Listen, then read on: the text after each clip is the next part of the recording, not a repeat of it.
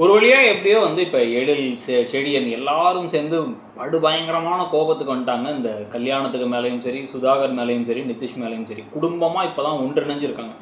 இப்போ நிதிஷ் ஆஃபீஸ்க்கு வந்து பிரச்சனை பண்ணார் அப்படின்னா, இப்போ ஆஃபீஸருக்கு எல்லாருக்கும் தெரிஞ்சிருச்சான்னா, ஆமாம் தெரிஞ்சிருச்சு. ஆனால் இனிமேல் அவர் இந்த மாதிரி பிரச்சனை பண்ணால் நல்லா இருக்காது. எனக்கு அவர் பிரச்சனை பண்ணுறது 4 பேருக்கு தெரியறதெல்லாம் பிரச்சனை இல்லை. ஆனால் என் வேலைக்கு ஏதாச்சும் பிரச்சனை வந்துருமோன்னு பயமாக இருக்குது அப்படின்னு சொல்லிட்டு சூப்பராக இனியா வந்து சொல்லிடுறாங்க.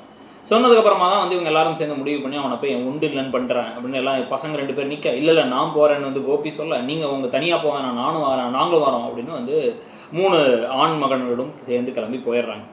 இதுக்கு நடுவில் இந்த அமிர்தா அப்படிங்கிற கேரக்டர், ஜெனி அப்படிங்கிற கேரக்டர் இவங்களாம் என்னாச்சுன்னு தெரில. ஷூட்டிங்காக வந்து இவர் போனார் எழில் அப்படின்னா அந்த அமிர்தா திருப்பி வந்திருக்கணும்ல, அவங்கள காணோம்.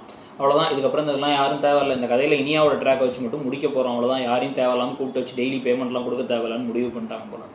ஸோ இப்போ இதுக்கேற்ற மாதிரி இப்போ நேராக கிளம்பி அங்கே போனால் அங்கே சுதாகரோட வீட்டில் நிதிஷை வந்து நல்லா மடியில் தூக்கி வச்சு சோறு விட்டு அப்படின்னு அவங்க அம்மாட்ட கிண்டல் பண்ணி பேசிகிட்டு இருக்காரு. அவர் கோவமாக இருக்காரு.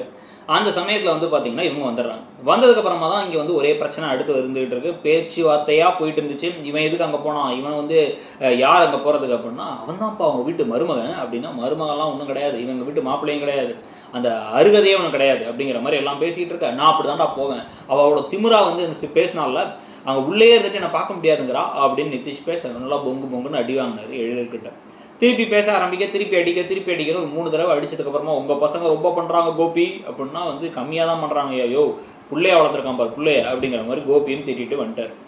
இப்போ சுதாகர் என்ன பண்ணுறாரு, இந்த விஷயத்துக்கு வந்து இவங்கள்ட்டலாம் பேசினா ஒன்று வேலைக்கு ஆகாது, நம்ம போய் வந்து பாக்கியாட்ட பேசலான்னு பாக்கியாவோட ஹோட்டலுக்கே வந்து பேச ஆரம்பிக்க, பாக்கியா வந்து நீங்கள் முதல்ல கிளம்புங்க அப்படின்னா, இல்லை நம்ம பேசி தீர்த்துக்கலாம், நீங்கள் தான் உங்கள் வீட்டில் ரொம்ப மெச்சூர்டான இல்லை, சொல்லுங்கள் என்ன பண்ணலான்னு சொல்லுங்கள் அப்படிங்கிற மாதிரி பேசிட்டு, நாளை பிறகு ஒரு பிரச்சனை சரியாகி இனியா எங்கள் வீட்டுக்கு வந்ததுக்கப்புறம் நீங்கள் இங்கே இப்போ நடந்துக்கிறதெல்லாம் வந்து தேவையில்லாமல் வாழ்க்கைக்கு ஒரு முட்டுக்கட்டையாகும் அப்படின்னா வரவே மாட்டாங்க அப்படிங்கிறாங்க இவங்க. அப்போ இவங்க ரொம்ப ஏதோ பேசிகிட்டே இருக்க, பாக்கியா கோவப்பட்டு இருக்கும் பொழுதே டக்குன்னு வந்து பார்த்தீங்கன்னா அந்த கவுன்சிலர் வந்துட்டு என்ன ஏதோ ஜோக்கர் மாதிரி ட்ரெஸ் பண்ணிட்டு வந்திருக்காரு, கிளம்பி அம்மாவில் அப்படின்னு கிண்டல் பண்ணி உங்களே கோவப்படுத்திட்டான், அவன் கோவமே படாதவங்கள அப்படின்னு சொல்லி திட்டி அனுப்பிவிட்றாங்க.